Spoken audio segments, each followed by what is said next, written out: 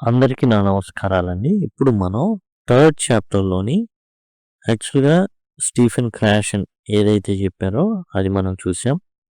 Stephen క్రాషన్ ప్రకారం ఏందంటే మంచి వాతావరణం అనేది ప్రొవైడ్ చేయాలి. ఎటువంటి ఒత్తిడి లేనటువంటి ప్లేస్‌లో ఎక్కువ నేర్చుకోగలడు అనే విషయాన్ని స్టీఫెన్ క్రాషన్ అయితే చెప్పడం జరిగింది. అక్విజిషన్ అనేది జరగాలి. అక్విజిషన్ ఒత్తిడి లేని వాతావరణంలోనే జరుగుతుంది. లెర్నింగ్ అనేది ఎట్లా అంటే ఎడిటింగ్. ఎట్లా పిల్లవాడు లెర్నింగ్‌లోకి అక్విజిషన్ ఉంటుంది. లెర్నింగ్ ఉంటుంది. అక్విజిషన్ అంటే అన్‌కాన్షియస్‌గా నేర్చేసుకుంటాడు. లెర్నింగ్ ఏం జరుగుతుంది అంటే ఏదైతే మిస్టేక్స్ ఉంటాయో వాటిని కరెక్ట్ చేయడానికి అది కూడా ఎప్పుడు పడితే అప్పుడు కాదు. అండ్ నిర్దిష్ట పద్ధతి చెప్పాడు. దాని ప్రకారం ఏందంటే అప్పుడు కరెక్ట్ చేయాల్సి ఉంటుంది. అది లెర్నింగ్ కిందకి వస్తుందని స్టీఫెన్ క్రాషన్ చెప్పడం జరిగింది. ఒక 5 సిద్ధాంతాలు అనేవి 5 హైపోథీసిస్ అనేవి మనం డిస్కస్ చేసాం స్టీఫెన్ క్రాషన్ గురించి ప్రీవియస్ వీడియోలో. ఇప్పుడు స్టీవెన్ పింకర్ సెకండ్ లాంగ్వేజ్ లెర్నింగ్ మీద తన వ్యూస్ని తెలియజేశాడు. అవి మనం చూద్దాం. ఈయన చెప్పిన దాంట్లో కీ ఐడియాస్ ఏంటంటే లాంగ్వేజ్ ఈజ్ ఇన్నేట్. అంటే పుట్టుకతోనే ఏం జరుగుతుంది? పుట్టుకతోనే పిల్లవాడికి భాషా ప్రావీణ్యం అనేది రావడం జరుగుతుంది. స్టీవెన్ పింకర్ యొక్క అభిప్రాయం ఏంటంటే పుట్టిన ప్రతి పిల్లవాడు కూడా పుట్టుకతోనే అతనికి భాషా పరిజ్ఞానం అనేది ఉంటుంది. అంటే భాష నేర్చుకునేటటువంటి ఏదైతే ఇన్నెట్ ఎబిలిటీ అనమాట, అది పుట్టుకతోనే వచ్చేటటువంటి ఒక సామర్థ్యం అనమాట.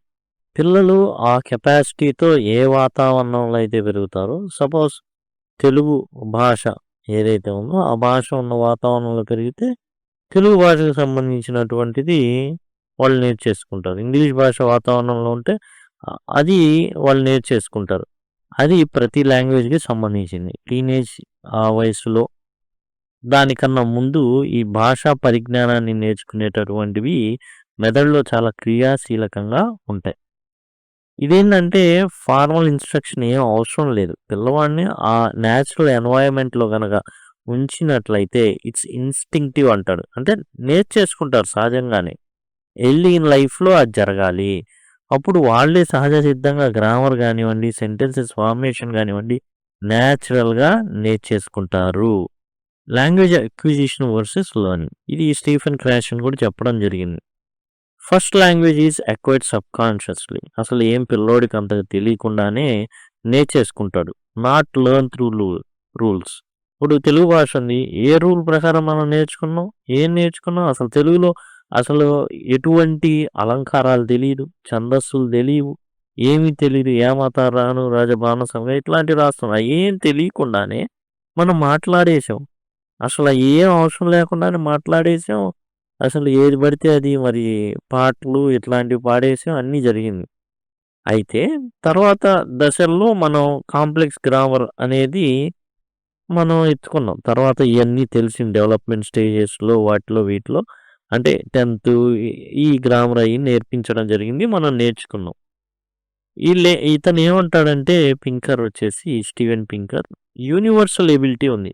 ఒక్క ఏదైనా అవయవ లోపం ఉంటే తప్ప ఐక్యూ తేడాలు లేవు, బ్యాక్గ్రౌండ్ తేడాలు లేవు, పేరెంటింగు అసలు ఏమీ కూడా దాని మీద ప్రభావితం చేయలేవు. ప్రతి పిల్లవాడికి ఒక ఇన్నేట్ ఎబిలిటీ ఉంటుంది. అంటే సహజ సామర్థ్యాన్ని కలిగి ఉంటాడు. దాని ప్రకారం ఏం చేస్తాడు? భాష అనేది నేర్చేసుకుంటాడు. చెప్పిన ఒకే ఒక కండిషన్, అతను గనక చెవిటి వాడైతే ఏం జరుగుతుంది? మూగవాడిగా మారిపోతాడు. By age 3 children begin to use complex sentences. కఠినమైనటువంటి వాక్యాలని వాళ్ళు వాడడం మొదలు పెడతారు 3 ఏళ్లకే. Descriptive versus prescriptive grammar. Descriptive grammar అంటే ఏంటి? ప్రిస్క్రిప్టివ్ గ్రామర్ అంటే ఏంటి? డిస్క్రిప్టివ్ గ్రామర్ అంటే describes how language is used in real life. ఈ భాషా శాస్త్రవేత్తలు ఎవరైతే ఉన్నారో వాళ్ళ చేత వాళ్ళు ఎక్కువగా వాడేటటువంటి గ్రామర్ డిస్క్రిప్టివ్ గ్రామర్. ఇది రియల్ లైఫ్ సిచ్యువేషన్లో ఉండేటటువంటి గ్రామర్. రియల్ లైఫ్ సిచ్యువేషన్లో వేరును, మళ్ళీ వేరే అంటే ఎస్, మనం ప్రిస్క్రిప్టివ్ గ్రామర్ తీసుకున్నాం అనుకోండి. ప్రిస్క్రిప్టివ్ గ్రామర్ ఏంటంటే స్ట్రిక్ట్ రూల్స్ ఉంటాయి. మనం నేర్చుకునేదంతా కూడా ప్రిస్క్రిప్టివ్ అండి. మనం నేర్చుకునేది ప్రిస్క్రిప్టివ్. దీనికి స్ట్రిక్ట్ రూల్స్ ఉంటాయి. Seen as outdated or overly rigid. ఈ గ్రామర్ ఎట్లా ఉంటుందంటే ఔట్‌డేటెడ్ అనే భావన అనేది వస్తుంది. మనం నేర్చుకునే గ్రామర్ అంతా కూడా ఏదైతే మనం ఎగ్జామ్ ఓరియెంటెడ్‌గా ప్రిపేర్ అవుతామో that is prescriptive grammar. Descriptive grammar ఏంటి? డిస్క్రిప్టివ్ గ్రామర్ అంటే కొత్త జనరేషన్ వస్తుంది. వాళ్ళు ఏం చేస్తారంటే రియల్ లైఫ్‌లో రకరకాలుగా వాడుతుంటారు. కొన్ని పదాలుంటాయి. చూడండి, ఈ పదం మనకి డిక్షనరీలో కనబడదు. ఈ పదం మనకి డిక్షనరీలో కనబడదు. ఓకే. ఇలాంటివి చాలా ఉంటాయి. ఇలాంటి పదాలేందంటే జనబాహుళ్యంలో ఉంటాయి గానీ, పుస్తకాల్లో ఉండవు. ప్రిస్క్రిప్టివ్ గ్రామర్ అంటే పుస్తకాల్లో ఉండేటటువంటి స్ట్రిక్ట్ రూల్స్ ఉన్నటువంటి గ్రామర్ కాగా, డిస్క్రిప్టివ్ గ్రామర్ అనేది ప్రెజెంట్ జనరేషన్ వాళ్ళ యొక్క ఇప్పుడు సోషల్ మీడియా ఉంది. దాంట్లో లాంగ్వేజ్ డిఫరెంట్‌గా ఉంటుంది. ఓకే. కాబట్టి ఇతని ఉద్దేశ్యం ఏందంటే పింకర్ ప్రకారం ఈ లాంగ్వేజ్ అనేది సహజ సిద్ధంగా మార్పు చెందుతూ ఇవాల్వ్ చెందుతుంది. అంటే అభివృద్ధి చెందుతుంది. ఒకవేళ అభివృద్ధి చెందకపోతే ఏమవుతుంది? అంతరించిపోతుంది. తర్వాత ఇతనేం చెప్పాడంటే లాంగ్వేజ్‌ని టెక్నాలజీతో పోల్చాడండి. Pinker compared ordinary speech to advanced technology. ఈ ఏదైతే మాట్లాడే ప్రక్రియ ఉందో, ఏదైతే మనం ఈ భాషని డెవలప్ చేశామో, దాన్నంతా కూడా ఒక అద్భుతమైన టెక్నాలజీగా పింకర్ పోల్చడం జరిగింది. Ordinary speech like colour vision or walking is paradigm of engineering excellence.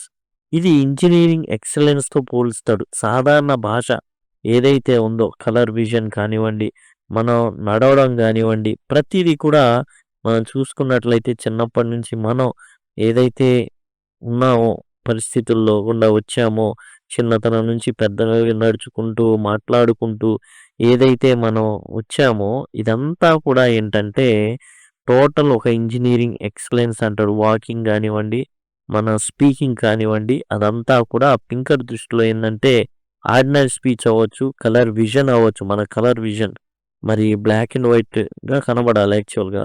But colour vision black and వైట్‌గా ఎందుకు కనబడాలంటే జంతువులకి బ్లాక్ అండ్ వైట్‌గానే కనబడుతుంది జనరల్‌గా. మనకు కూడా అట్లా. కానీ మన కలర్స్ కనబడుతున్నాయి. మన వాకింగ్ చూడండి 2 కాళ్ళ మీద నడవగలుగుతున్నాం. ఇదంతా కూడా ఒక ఇంజినీరింగ్ ఎక్సలెన్స్‌గా స్టీవెన్ పింకర్ అయితే పేర్కొనడం జరిగింది. అండ్ నెక్స్ట్ వీడియోలో మనం వివియన్ కుక్ గురించి తెలుసుకుందాం. ఇప్పుడు మనం వచ్చేసి స్టీవెన్ పింకర్ ఏం చెప్పాడు? ఇతని దృష్టిలో ఏందంటే సెకండ్ లాంగ్వేజ్ అక్విజిషన్ అనేది కష్టమైన విషయం కాదు. అయితే ఏజ్ అనేది ఫ్యాక్టర్ అవుతుంది. లాంగ్వేజ్ అనేది ఇన్నేట్. ప్రతి పిల్లవాడికి కూడా భాష నేర్చుకునేటటువంటి సహజమైన ఏముంటుందంటే ఎబిలిటీ, సహజ సామర్థ్యం ఉంటుంది.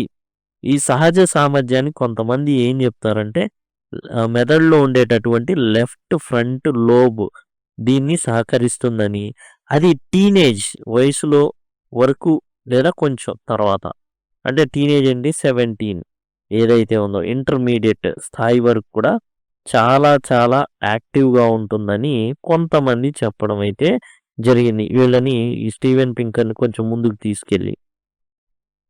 అసలు ఒక పిల్లవాడు పుట్టిన తర్వాత ఖచ్చితంగా భాష మాట్లాడి తీరుతాడు. అయితే ఒకే ఒక సందర్భంలో ఏంటంటే అతను ఏదైనా మానసిక అంగవైకల్యం గాని, శారీరక అంగవైకల్యం గాని కలిగి ఉన్న సందర్భంలో మినహాయించి అతను ఖచ్చితంగా లాంగ్వేజ్‌ని ఎక్విజిషన్ చేస్తాడు.